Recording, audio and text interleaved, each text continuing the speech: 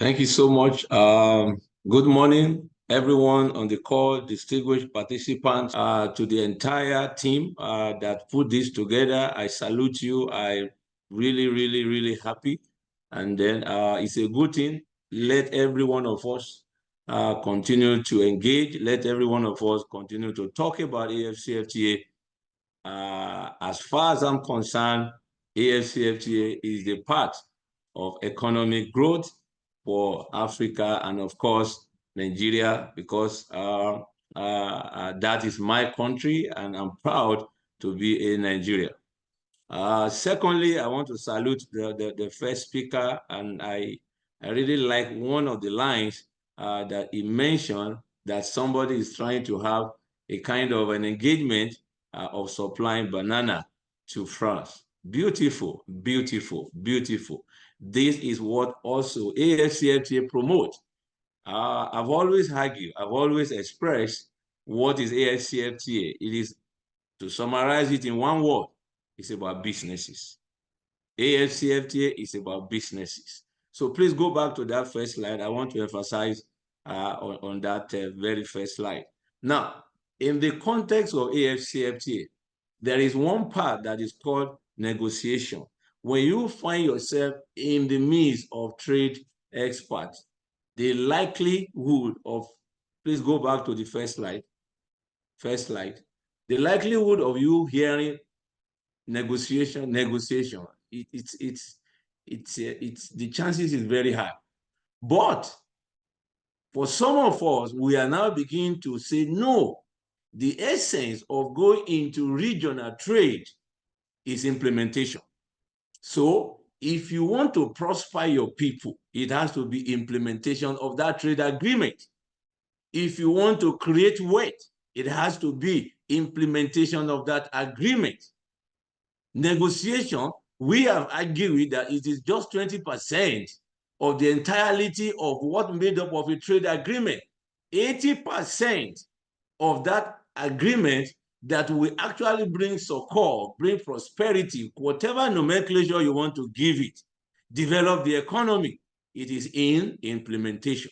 So implementation of AFCFTA, it is the core of what we actually bring in manufacturers, cross-border, market women, businesses into the expectation that we all have or we are envisaging about AFCFTA.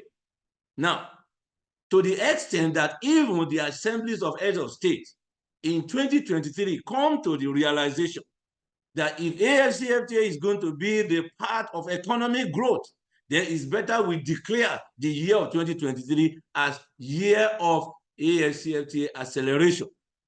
Acceleration of AFCFTA, implementation, no negotiation. There are two different words. Implementation, because trade experts across Africa, which I'm privileged to be part of, we have argued and we are happy that the wisdom of the day, it is now talking about implementation, implementation, and implementation. So with this context, to the extent that even the heads of state have agreed, they are still dragged, and we are still working in the context of this word, implementation. Now, when we go to third slide, please. Thank you. Now, when we talk about AFCFTA, the very first thing that a lot of people do not know is that they will just say, oh, it's an agreement. No, it is not just an agreement. Yes, beyond the agreement, there are 8 protocols within AFCFTA. And each of these protocols is a massive opportunity. Now, alluding to the last line of my distinguished speaker that spoke, talking about banana, that speaks to trading goods. But within trading goods, there are some activities that will occur or must occur. One of them, you need to transport that banana from farm to port at the minimum. What do you call that? That is services. That is trading services. So it's also an opportunity. It creates job. It creates wealth. So within AFCFTA, All these protocols are massive opportunity. What about intellectual property right? This is one of the things that is very, very vague in the context of Africa. But ladies and gentlemen, there are massive opportunities within intellectual property rights. A lot of us, we have ideas, but we don't know how to patent it. We don't know how to bring that ideas or protect that idea. History of Black Americans, you can check. Thank God for Google. Thank God for all platforms. Most of their great-great-grandfathers, they are the ones that come up with an idea, but they were able, or let me say, they were so smart to patent it. And then just 5% of that idea, fourth generation, they are still drinking from that wealth. Why are we now say such cannot happen in Africa? AFCFTA is telling you and I that here is an opportunity. If you have that idea and that idea is so genuine, it is time to begin to say, I need to patent my idea. I need to patent my solution. And when you do that, you make sure that every segment of all that is required are put in place. Then your generation, fourth, fifth generation, they will begin to meet the word. Talking about investment, talking about competition policy, talking about digital trade, talking about women and youth. They are all massive opportunity. Laying hold on each of these protocols, ladies and gentlemen, please ensure that you are looking for the opportunity with this protocol. Don't just read it. Don't just hear it. Don't just sit down and say, no, it's just an agreement. No, it is not an agreement. The train is moving now. And I can bet you in the next couple of years, whoever will be able or ready to take advantage of any of these protocols, you don't need to have specialties in all of them. Just say, no, I am focusing on this one. I am an entrepreneur. I am focusing on trading services. What areas of trading services? And then you are ready to go. You are ready to create wealth. You are ready to what? Create that job for our people. Next slide. Now, within the context of AFCFTA, in the wisdom of the Secretariat, and of course, when I say Secretariat, I mean the Secretariat in Accra, Ghana, and of course, with the support of trade experts. These are the operational tools that are in place. African Trade Observatory, Rules of Origin Manual, e-book tariff, Guided Trade Initiative. I will dwell more on that. Intra-African Trade Fair, for example, IETL that was held in Cairo last year, where you can make a deal, where you can showcase your product and then have an investment or have seed money that can, expand and bring your product into across of Africa. Then you have AFCFTA Hub, you have non-tariff reporting mechanism, whereas if you get to border transporting your product, you have issue, there's an online platform that you can easily report. And then, of course, we have adjustment facilities. Like when I was being introduced, the Pan-African Payment Settlement System, the roadshow, as I'm speaking right now, is going on in Lagos. In the next few minutes, I will be making a presentation, and is to let everybody know that the payment settlement system within the Africa under the AFCFTA is available now. So you don't need your money to be, get exchanged through dollar again. So if you are getting any goods from Kenya to Nigeria, it's going to be direct in Naira and vice versa in Kenya shillings. This is what the Pan-African Payment Settlement System is saying. It's a whole lot. It's a massive opportunity within this context, which of course the time will not permit me to download all these details, but I feel that manufacturer, cross-border people, they should begin to embrace all these operational tools. Next slide, I will be speaking now more on the guided trade initiative. Guided trade initiative, actually, it is to kickstart, it is to leapfrog, it is to ensure that trade start or trading start under the AFCFTA, which is an argument some of us have put forward, as alluded in my introduction, that negotiation is minimal, particularly when you are going, I highlight that word, particularly when you are going to regional trade. It is about implementation. You cannot dwell long too much on negotiation. People want to see how you implement the agreement. People want to see their life changes. So it is in the context of that guided trade initiative was launched. That look, when negotiation can be going on a parallel, some of us said no, implementation has to commence. So to do that, this was launched in 2022 October.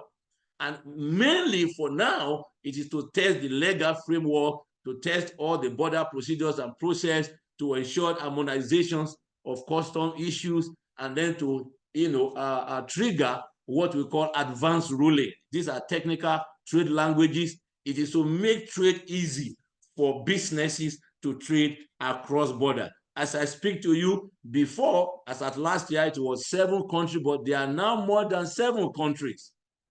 South Africa just traded between Joburg and Accra, Ghana, just last week under the Guided Trade Initiative, AFCFTA. Next slide and next slide. The good news for everyone on this call is to the fact that those are the objectives of GTI, is that Nigeria is also about to launch our own GTI. We are just trying to fine-tune, align the date with the institution, particularly with the office of Mr. President, because it is a country thing to cut the ribbon and then flag off the launching of GTI. That was what happened in South Africa. President Ramaphosa was the one that flagged it up. That was the same thing that happened in Kigali. President Kagame also flagged it up. And good news, the Secretary General of AFCFTA has given his commitment that there's going to be boot on ground whenever the date is aligned, and Nigeria will launch GTI, and then we are going to formally join the GTI and then trade start. As I speak to you, more than 10 businesses, they are willing, ready to trade under the GTI, the processes, the procedures, of course, in collaboration with Custom, who happen to be the Nigerian designated competent authority. We are working seamlessly to ensure the success of AFCFTA for Nigeria. Now, statistics, next slide. Statistics shows, yes, I've talked about that. Now, even within the context of Nigerian development plan, it has also indicated that for an increase of up to 50%, it can easily happen under the AFCFTA. It's a larger market. I like to call it, it's a billion market. The other day, I was making a presentation and somebody said Nigeria is a 200 and plus million. What are we looking for? Then it was interesting. Then I said, there is a country, I'm not going to mention it, but we can all decipher. That country, as I speak to you, is a billion population. What are they looking for outside billion population market? They are everywhere. So if you are 200 million plus, you are thinking of not going. I'm sorry, you are not thinking like a trade person. In fact, you are losing out. Because eventually, AFCFTA is about state parties. As I speak to you, 55 have signed, 54 have deposited instrument of ratification, more than 40, they are ready, to trade. So in the context of that, you cannot close your border. You just have to be ready and compete, and then let your best come out to trade as well. Next slide. Now, these are the pillars of rebirth. If AFCFTA will be a true success, a true benefit for Nigerians and Nigerians, it has to go through these pillars. Capacity to produce, because it's not enough to say, I have production. So now, the question I will ask you is that, can you sustain that production for the next 5 years? So somebody is asking you to supply X and Y product, whether commodity, whether it's a manufacturer in Uganda. Okay, supply me 200 metric tons. First quarter. Second quarter, can you meet that? Third quarter, fourth quarter, that is 1 year. And then the next year, and then the next year. So it has to come down to real preparedness, capacity to produce. So it's not enough to say, you don't have market. No, I will never agree to that. As I speak to you, with all due respect, we are running a model at the National Action Committee to bring out detailed information of products required within the entire continental market. So it's not enough to now say, oh, I want to supply. Okay, we will ask you one question. Are you ready to meet the demand for the next 5 years? At the minimum, because these are issues. So you say you want to supply, and then you supply once, and then it's another 10 years. No. Then there are specific value chain. When people say there is no job, I smile. Within each of these, whatever you want to do, you want to supply, you want to produce, there are value chains, there are opportunities that people can plug in. And then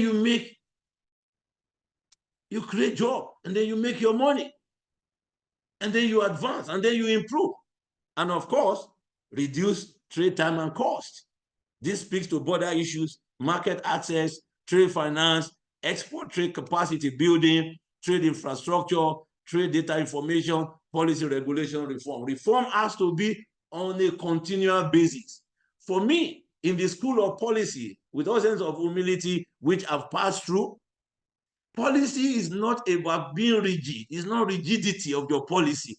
It is the dynamics of your policy that makes a policy a policy. If it's not working, why are you sticking to it, for goodness sake? Is policy for you or for the people? Reform it. It has to be for the people, and people say this is the way they want it, this is the way they will make their life better. Look at it in that direction, change your policy, and make a life easy for the people. These are pillars. It goes to the heart of AFCFTA implementation. The last one. I've said it, and I stand to be corrected. I can go on and on, but because of the brevity of time, expected benefit from the AFCFTA regime will never be automatic. If we continue to sleep, if we choose to snore, other countries will take advantage of AFCFTA. But some of us, we have pledged that as we have this breath, we will work to our bone and ensure AFCFTA benefit Nigerians and Nigerians.